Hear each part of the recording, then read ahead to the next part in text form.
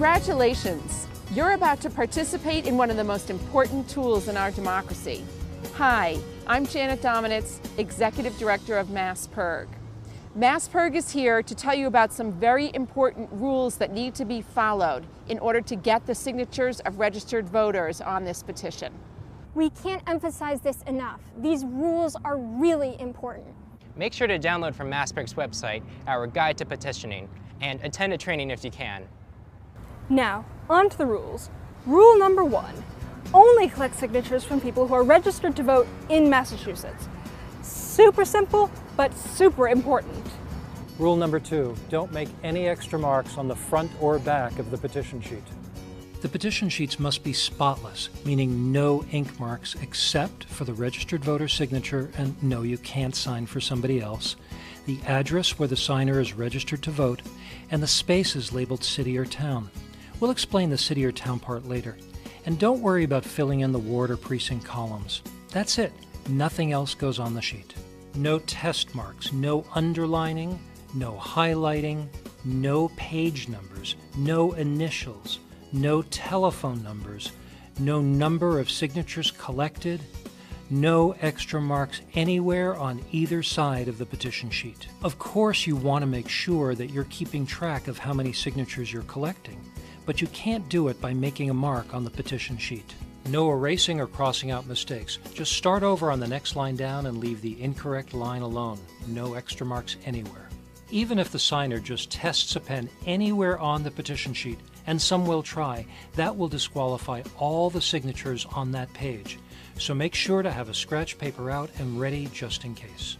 Remember, the pen only hits the page for the signature field, the address field, and the fields labeled city or town. That's it. And finally, rule number 3.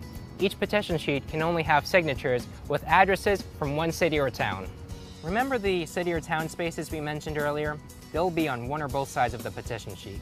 And those spaces, you only write in the city or town that will correspond to all the addresses on that petition sheet. So, for example, if you write down Boston, then all the signatures on that petition sheet must only be from people registered to vote in Boston. But what if I meet someone who's registered to vote in Brookline and they really want to sign, but the only petition sheets I have are all marked Boston? If that person is not registered in Boston, he or she cannot sign a Boston sheet. The signature won't count and it's a waste. But this is a good place to remind you to bring along blank petition sheets so you can easily start a new one for a different city or town. So in your case, you could just start a new Brookline sheet and take that Brookline signature. Okay, but what if they just moved to Boston from Brookline and forgot to update their voter registration?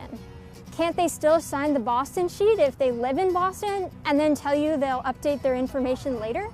No, the address next to each voter's signature must be the address where that voter is currently registered to vote. So make sure they write down the correct and complete address. Okay, let's review. Rule number 1, only collect signatures from people who are registered to vote in Massachusetts. Rule number 2, don't make any extra marks on the front or back of the petition page. The pen only hits the page on the signature field, the address field, and the field labeled city or town.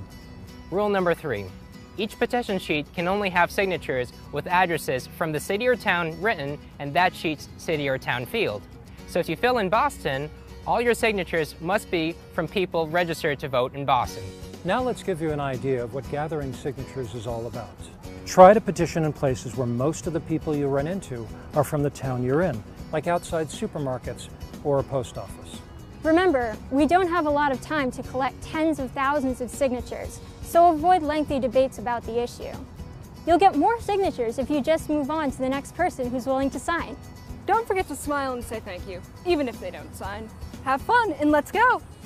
Hi, will you sign my petition to increase recycling in the state? Sure, what is this? Great, what town are you registered to vote in? Natick. Natick, great. Let me get my Natick petition sheet. Your signature will help us get a question on next November's ballot to update the bottle bill to include water and sports drinks.